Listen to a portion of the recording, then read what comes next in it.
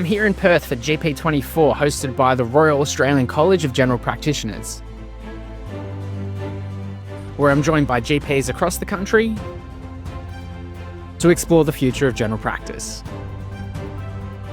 During the sessions and the networking, we look at how innovation, technology and new research is going to shape the way GPs care for their communities and ensure sustainability for the profession for years to come. We're covering technology and AI, environmental health, GP wellbeing, the future of the GP workforce, and a lot more too. Here in this special episode of the Talking HealthTech podcast, I speak with some industry leaders to discuss topics relevant to the evolving healthcare landscape and also get a sneak peek into the next big gathering hosted by the RACGP, the Practice Owners Conference 2025 in Melbourne, perfect for GPs no matter what stage they're at of their practice ownership journey. But right now, here are the conversations I had at GP24, hosted by the RACGP. Collaboration starts with a conversation, Team HealthTech. Let's make it happen.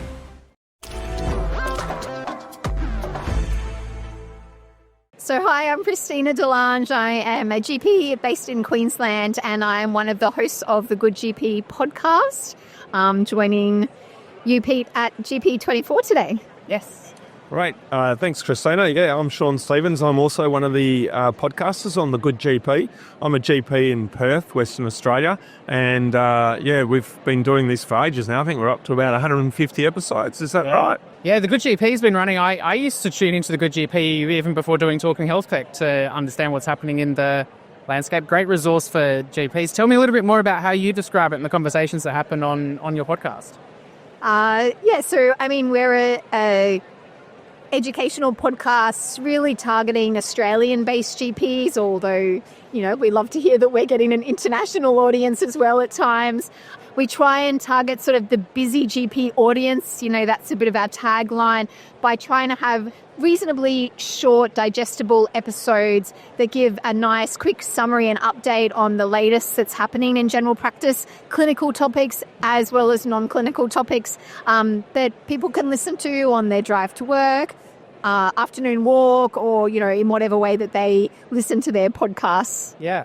Literally, as we were setting up for this, there was a GP that stopped you and said, you helped me get through medical school. So you're having a real impact, guys. It's an awesome show. So congratulations on getting it to where we are. Tell me about some of the conversations you've had this year that you've kind of enjoyed, sure?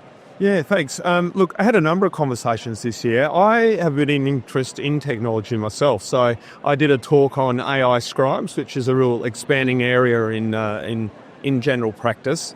So that was an interesting one and something that I'm interested in myself. Also did one recently on virtual consults. So happening in Western Australia and Victoria, there's some consults where public hospital specialists are using telehealth to be able to skill up GPs and treat patients remotely, country and other areas. But we also, the ones that often resonate with our listeners are the clinical topics. So I'm doing one this weekend, a live episode at the concert on sleep apnea, which promises to be interesting. Yeah, excellent. And so what about yourself, Chris? I know Sean's really into the technology side, and the topics that do resonate are really quite specific on the Good GP. So, you're hitting a target audience there. Tell me about what you think. Yeah, well, Sean definitely takes us on that tech journey, which is awesome. I probably do have a bit more of a focus on clinical topics. Lots of women's health stuff has come out this year. We've done a bit on menopause, a bit on contraception, fertility, but also a broad range, just like what we would see every day in our consult room as a GP. We try and cover that in our podcast. So, we've looked at Alzheimer's, dementia, some musculoskeletal. We're about to cover a few dermatology topics. So I kind of think anytime I see a patient, I've got a little bit of a question, or I think, oh gosh, I want to know a bit more about that. I think, well, if I want to know that, my GP colleagues around the country probably want to know it too, and that's probably going to be good content for the podcast. So that's how we try and generate a bit of our content, and, we're GPs ourselves, so that helps us to be able to understand what other GPs might be interested in, and target our information to them. So good. Love it. And so, and you're broadening out in terms of the topics even further as well, and to understand spinning out into separate shows as well, right? Tell me a little bit more about the work you... Yeah, something that we've been interested in from the beginning is mentoring the future podcasters and educators of general practice.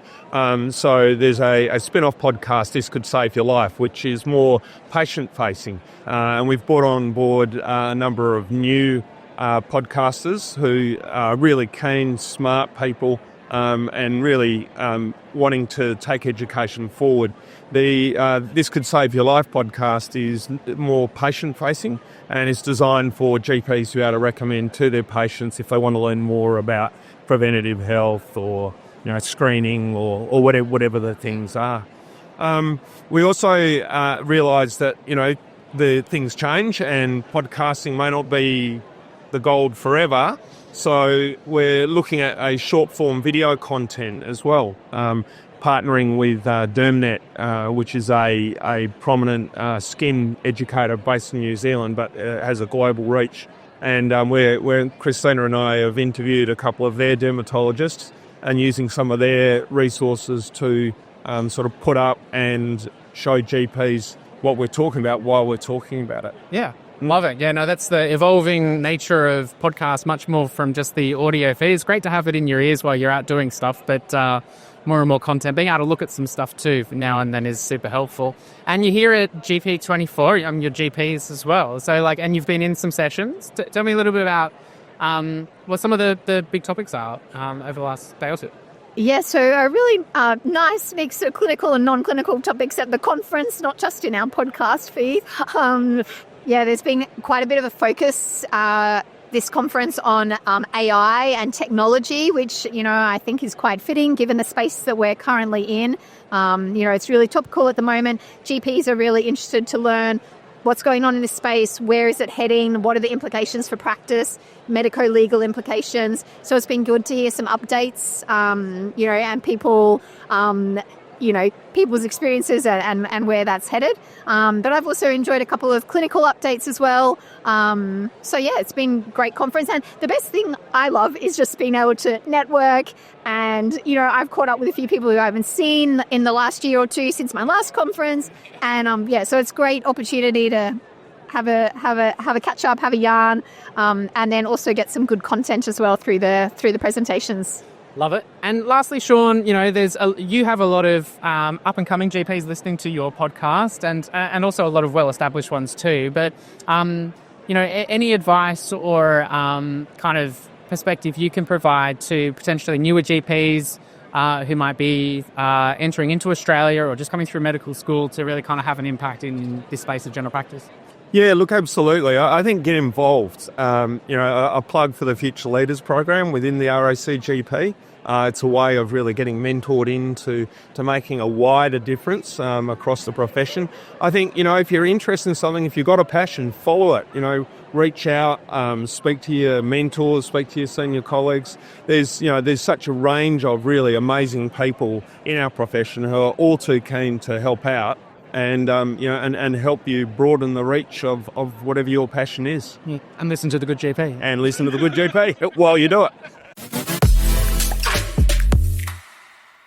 Hey Pete, Chris here. How good does it be in Perth, GP24? Yes, all the way. It's funny how the only times we get to meet are in other states because, we're busy individuals, and I expected to see you here, and lucky that I managed to catch you in between things because you've got a busy dance card. Always made time for you.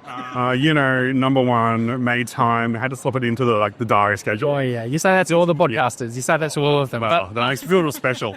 Feel real special right now. You know how to make me feel special. Well, you've got a lot of things going on and some cool conversations happening in various parts of your world. We've talked about Cubiko a few times on the Talking HealthTech podcast, but of course the MediCubes podcast, which you co-host, is part of the podcast network. Tell me a little bit more about the conversations you've been having on that podcast recently and what might be coming up in the future. Yeah, mate, it's been a crazy year. I think we really found our vibe with that podcast. That's a technical term, vibe on a podcast. Totally, Yeah. It's amazing. I was reflecting with Rivka and Kinder that it's like we go into an episode relaxed now. And just having a chat with a friend or a guest or sometimes just the three of us. Yeah. And we can feel that when we listen back to it and our audience is saying, that's cool. We're just in your conversation. Yeah. And who is that? For those that don't know the Medicures podcast, because they'll be checking it out straight after this one. Tell me about the show.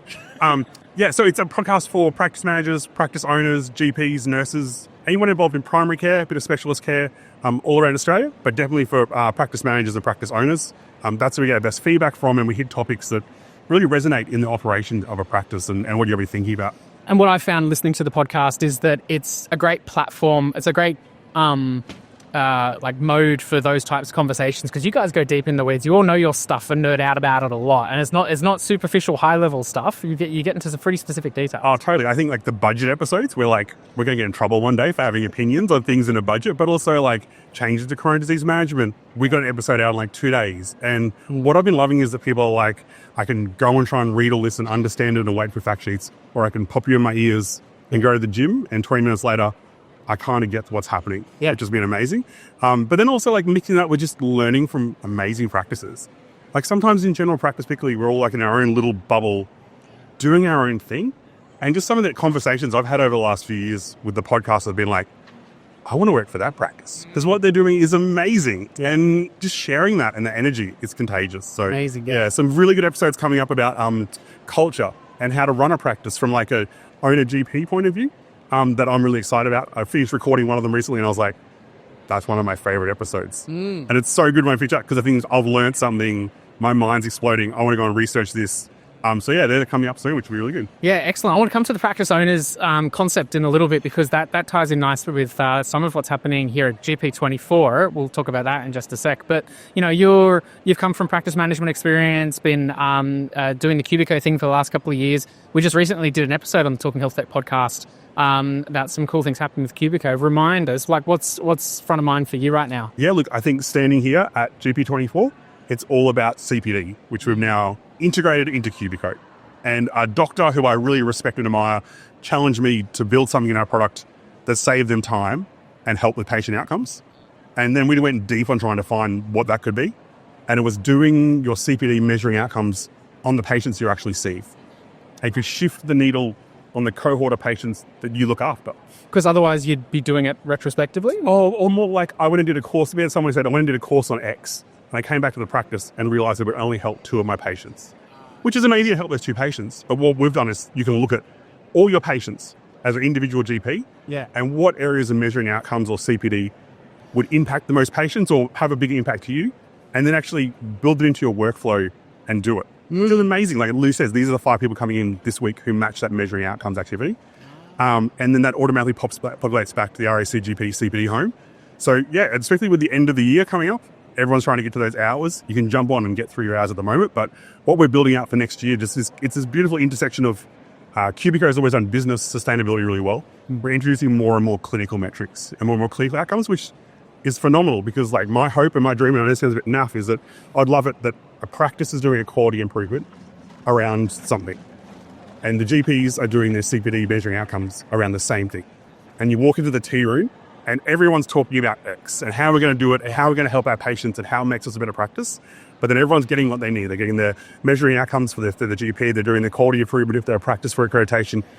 It's just this beautiful, natural way of making it all happen. So here in a clinical space like this event, I'm really excited to be doing that. Yeah, and that makes so much sense too. It's like if I was to think about the spirit of CPD or like the why of doing it, it's in the end to serve patients better. And yes, you're demonstrating your capability, but there's it wouldn't make sense to do a lot of learning in areas that aren't going to directly benefit your population. If you're an inner city clinic that doesn't do any chronic disease management, why would you do measuring outcomes around increasing chronic disease management? If you had no diabetics in your practice, why would you do a quality improvement around that? So it's matching it, but then matching it with a way that means that like when Mary at reception or Beth the nurse or Joe the GP is working on it, they can put a face to that patient that this activity is benefiting.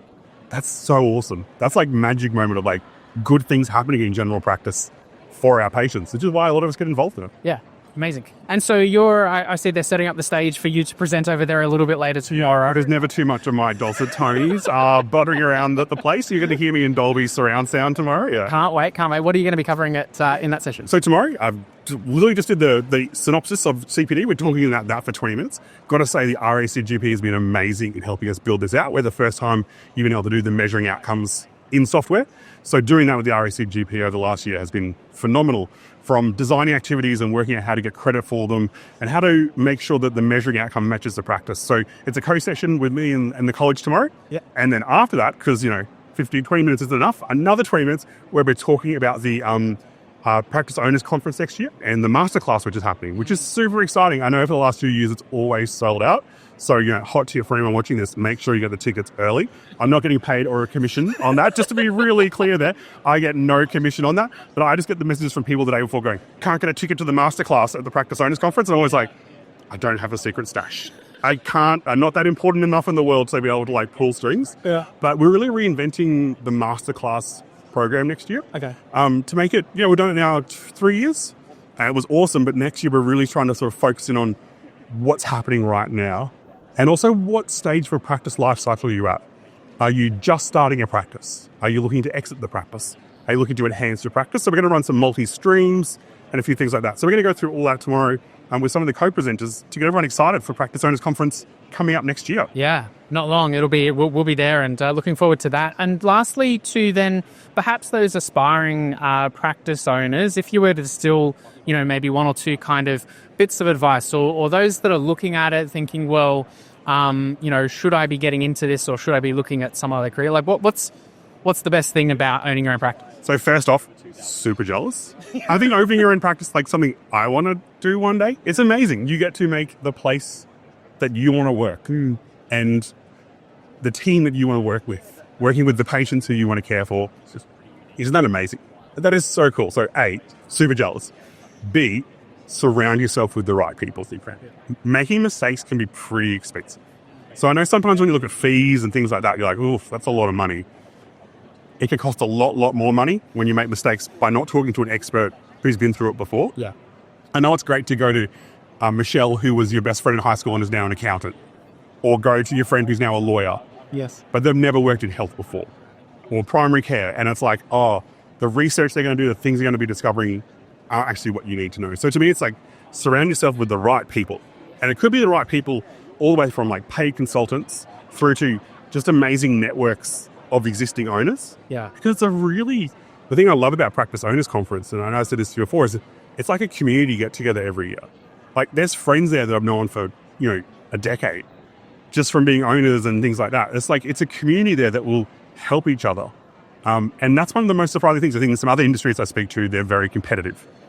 Whereas in this space, it's how can I help you? Yeah. And how can we share a template? Or how can we do this? Or just surround yourself with anyone who has a passion for it. I think some of the best phone conversations I had this year were people who were aspiring owners at the practice conference last year. Yes. And I gave them my mobile number and said, when it gets time to buy your software, to set up your practice management system, just give me a buzz, because there's 10 things that I would do differently. And it just helps them and probably saves them 3 days. Yeah, someone who's done it before. Yeah. It's amazing. And people are so generous, so they will help out. I'm Paul Copeland. I'm a partner at William Buck. I'm based in Brisbane, but William Buck has got offices all over Australia. So we're the leading advisory firm in accounting, tax and business advice in the medical space in the country. So I actually have the privilege of heading up our health services team. And today I'm at GP24 in Perth, having a look around. Yeah, excellent. Well, it's connecting with the GPs at the annual conference here in Perth. And what are the types of conversations you're having with GPs here at GP24? For the first time in a long time, I'm not actually talking about payroll tax, which is great. So we've had at these conferences, whether it's clinical or business, for the last 4 or 5 years, just payroll tax. And where we're moving now, we're actually starting to find some clarity, which I think is a really good plus from the college and the advocacy that they've been doing. Then people are seeing a way forward. There's still a lot of challenges in a lot of the states about it, but I think we've got some clarity coming through. I think a big thing about moving away from payroll tax is we can have the discussions about finance, we can have a discussion about wealth creation, we can have a discussion about the future of the industry, because for the first time again, we're hearing about more doctors coming in and being registrars, which is great. We're talking about how the business of medicine is changing and how the practices, and there's a lot of changes happening there. People thinking about succession, thinking about growing their practice, thinking about how they can make more funds and money from the practice. That's what people come and talk to us about. Yeah. Well, that's interesting. You know, the GP24, a very strong focus when we look at the content around the clinical side of things for GPs. How do you find that kind of knowledge or interest in topics of like the business of medicine, as you say, from the GP community? Or why is it so important? I think it's really good that the college is putting on courses that we are supporting and the ability for the doctors to talk to advisors on the business side, because when they go through their training, one thing we hear time and time again is that there's nothing in there about business. There's nothing about money. It's all about clinical science, medicine, obviously, which is good from a patient's point of view. Yeah. But the business side of things is really neglected. And so they naturally, I think, shy away from it. And so having a key group of advisors that can support you and you can have confidence in is really good. And I think that's when they'll come and talk to us and open up, because we've been coming to these events for years now. And so it's becoming more and more of a trusted brand. They're getting to know who we are, and they'll come and say, hi, I saw you at the last one. How are you going? And I get people waving to me as we're walking past and talking now, which is cool. And it's, again, you're coming and saying, well, how can I help you? And that's one of the things that I've really worked with my team at William Buck on, is how can we help? Yeah. And one of the first things I always talk to a client is when they come and see me, how can I help? We're here to help. And for those that are outside of the general practice space, they might look at, how a GP is run and think, well, this is a little bit strange, because especially if you're in your own little community, or you're in your own community running a GP clinic, it's not like you've got often you don't have a CEO looking after the business side and you as a GP can just focus on the patients and do the clinical. Often you're wearing all the hats, right? So and we talk so much about burnout amongst clinicians. I think about just running a business in general. That's usually someone's full-time job, but you can't just do it on the side. No, I mean, the big thing about GP practices is it really two businesses in one. Yeah. If I'm a practice owner, I'm spending time sitting in my room and I'm seeing my patients and I'm being a doctor and I'm going through and I'm dealing with all the emotional issues, I'm dealing with the medical side of things. And as soon as that stops, as you said, I've got to put on another hat, which is now business owner. And that could be dealing with aggressive patient management. It could be dealing with the staff having interconflict amongst themselves. It could be dealing with having to get my financial tax returns done. It could be dealing with, my practice manager's off sick and 3 of my other staff are off sick. How am I going to handle that today? Ordering, stock, rent, legal issues that come up all fall on you, and it can just be constantly at you. The main support we see for our practice managers, practice owners, comes from their practice manager. Yes. And so it's good to see the AAPM here supporting the conference as well, and there's a good alliance now between the college and the AAPM. But we also do a lot of work in the practice manager space, but it's about giving the owner the confidence and the knowledge that they can actually step forward and step up in their practice and grow it. Yeah. Well, look, we paint this picture of you've got to wear these multiple hats, and that can feel overwhelming if you're kind of trying to enter the space. Is it worth all of that to be a practice owner, in your opinion? It can be. So what we do is we work with a lot of aspiring owners. So next year we'll be running at the Practice Owners Conference in 2025 in Melbourne. The first time we're going to be running an aspiring owners course as part of the masterclass series. And in that we'll be looking at doctors, particularly who want to become practice owners, and trying to demystify the process a little bit, giving them the confidence to say, hey, there is a network of people that can help. We are not the only accounting firm in Australia that does this, but there's going to be lots of accounting firms out there that say we are medical specialists. But are they really? And it's not about saying we're the only ones. It's about saying when you choose your advisors, choose wisely. And sometimes a big mistake people can do is they choose their mate's accountant or their family accountant, or they choose the cheapest. Yeah. And sometimes you pay for what you get. But coming back to where we're going to as a profession, I think it's really important that we educate doctors as they come through about how to be practice owners. And at this Aspiring Owners Conference, there'll be people talking to them about the financial side, the legal side, the accounting side, the HR side, dealing with people and training you not just on the legal side of things, but the nuances of how to motivate a team, how to grow a team, how to position yourself and market yourself as a practice, because that's a big thing as well. How do you differentiate yourselves from other practices out there? How do you select a practice if you want to buy a practice? Should I set up? Should I buy? Yeah. All these things we'll be talking about at the conference, which I think is really valuable and creates a discussion and starts to teach people stuff that they might not already know. Yeah, I think a lot of it is about, as you say, working with the right partners and demystifying some of that kind of uncertainty or going, like, at least going in forewarned. You've then got the ability to do something that I can imagine being a practice owner would be a remarkably fulfilling exercise and a process. To be able to get all those pieces in the right kind of order allows you to really kind of do what you want to do and really own that dream. Lastly, then thinking about the practice owner's landscape for 2025 onwards. So being a practice owner of a GP clinic in Australia, what are the biggest things, the biggest opportunities, the things you hear your clients talking about is that they've got their eye on for next year and beyond?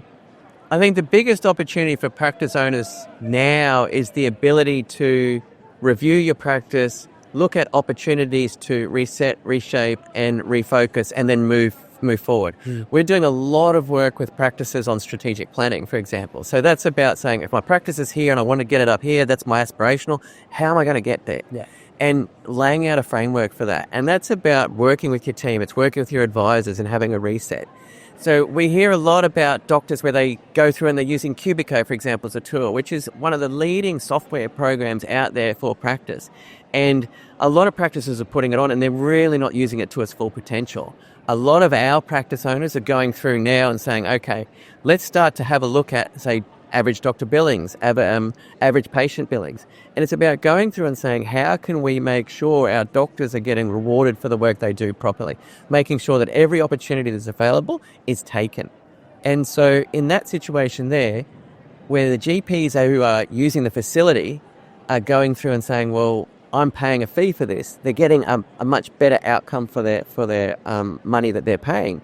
And in that situation there, it really does take it away from just the percentage service fee, and it's about what am I actually getting, my earnings that I'm taking, and it changes the discussion, which is really good. Leads to more stickiness with your doctors, it leads to better patient outcomes, and it leads to more profitable practices, which is good for the practice owners. I'm George Sotiris, and I'm from HR in Health. I'm the Director of HR in Health, and we support hundreds of practices nationally with all their HR needs. Thanks, George. And it's a familiar voice. I'm sitting thinking, where have I heard this voice before? Of course, it's on the Medicubes podcast that we helped Chris and the team produce, and that's one of the earlier episodes. So people can go back and check out that episode to learn a bit more about I forget what topic you were talking about at that particular time, but we're here at GP24 now. Tell me a little bit more about the work you do in your role. Yeah, definitely. So look, we've got the privilege of working firsthand with all the amazing doctors, managers, owners in practice, all about just perfecting people, about getting culture right, making sure you've got the right level of compliance, ensuring that systems and processes support the ecosystem of the practice. So that's our backbone. That's what we love to do. And we've got the privilege of doing it with so many amazing practices. And so here at GP24, there's a lot of focus on the clinical side of things, but those people elements that you mentioned are so critical in running a sustainable practice. You must speak to a lot of clinicians and GPs in running their practice. What are some of those big challenges that GP clinics are facing when it comes to the people side of things? Yeah, of course. Well, having spoken to so many doctors today already, the importance of retention and maintaining good culture has just been a common theme. And, I think it's built around accountability frameworks with regards to holding your staff, your clinicians and everyone accountable. So it doesn't, impact your culture to be negative, which then in turn results in retention issues, not being able to attract the right people because you build a bit of a reputation. So I think that's just the big thing. It's all about connecting and making sure, there's nice systems in place to hold the culture accountable. What I find too from my experience in GP clinics, often you might have, say, I'm interested in your thoughts on this. You have a GP or anyone, a staff member who's a super good subject matter expert and become an expert in their field, but not an expert in dealing with people. And you need their expertise in the practice. But then what comes along with that is a lot of other stuff, which might be that it affects culture or everyone else doesn't like working, but the patients might really appreciate the service they provide or maybe even like them. How do you deal with this challenge in a GP clinic where you've got these super capable subject matter experts, but it's impacting on culture? Definitely. Look, I think in the first instance, if you can recruit well and if you understand people's strengths without putting them into a position where there are skill gaps is the biggest thing. So making sure who's going in the role, just because someone has, as you mentioned, the right technical skill and ability to do the job, doesn't mean they've got the right people and or behavioral skills to actually maintain the position. And that's the fine balance of getting a right manager or a leader. And in any organization, it's about making sure you've got the right balance between the people and the skill side of it too. But we're seeing a lot more, I suppose, recruitment from outside of health. So people with the right people skills are coming into, senior roles in practices, but then they're learning the medical side. So it's a bit of a give and take. So we see the importance of the people skills more and more in clinics. And it takes up a lot of time, I think, if you're, managing the people side of things in a clinic, and often that can be overlooked. So being able to, it can be overlooked until it becomes an issue in the practice, and then it has a real impact on the ability for you to see patients. So having that strong focus on is really important. You're obviously spending a lot of time with it with your clients, but you're understand you're also sharing some of your expertise in this area with people at practice owners next year. Tell me a little bit more about that. Correct. How exciting. Well done, practice owners 2025. Look, we're very privileged to be part of the Masterclass series next year at the Practice Owners Conference. But what that means, the focus this year is broken down into 3 different streams. For owners and managers that are in practice, doctors and owners that are looking at setting up, and obviously doctors that are looking to retire. So I think this is going to be probably the most advanced Masterclass series we've delivered or we've taken in with the college, which is going to be amazing. But providing the right information for the right audience is really going to be the big standpoint and difference from previous years as well. Yeah. Hi Peter, I'm Michael Wright. I'm the new, it's officially yesterday, the President of the Royal Australian College of GPs. Excellent. Thank you, Michael. And congratulations, by the way. And saw your opening remarks today with the ministers. And GP24, we're kind of in the middle, 3/4 of the way through. How are you feeling about it? Just over half there. Yeah. Look, I'm excited. I think the highlight for me was obviously taking over the presidency at the AGM yesterday. So that was pretty exciting. I think for a lot of other people here, we've got over about 1,000 GPs here. I think that the program, a lot of it's focused on technology. So a lot of it's about what the future of general practice will be. A lot of the conversations have been around AI and how we safely use that in practices. There have been a lot of presentations about it. But I think it's really important, and it's a real time of change where we're trying to embrace all this new technology, adopt it, use it safely, and put it in our practices. And I've noticed too in my conversations with GPs around, I feel like sometimes GPs might get a bit of a rap about being perhaps too conservative with technology or slow to adopt. But if we've seen anything over the last 6 to 12 months, if there's the right tools to use, then GPs will quickly get on board. And I think it's wrong that people say that GPs sort of are resistant to change or they don't embrace technology. I think we've got the biggest uptake of computers. Like, we are the most computer literate part of the health profession. And it's not a surprise that we're saying, there are some opportunities with AI, so why don't we use it? Yeah, that makes sense. And so, we know that the theme and the purpose, I guess, for GP24 is for a lot of clinicians to be able to lean in on the clinical side, the scientific elements, that elements. And as you said as well, a lot of interest around the technology side. But we know that Practice Owners is coming up next year too. Tell me a little bit about what you're expecting of that conference. Well, I think, going back to your last question, I think it's really important that people are learning a lot about CPD. But for me, it's really important to people to connect here. There are so many sessions where I see people walking out when they go, oh, wow, I haven't seen you. So this is a real opportunity to meet and chat to your colleagues. And I think the Practice Owners Conference is very similar in that. So it is more focused on some of the issues practice owners, but also people who are managing their practices might have to face. But it's also a great opportunity to connect with your colleagues.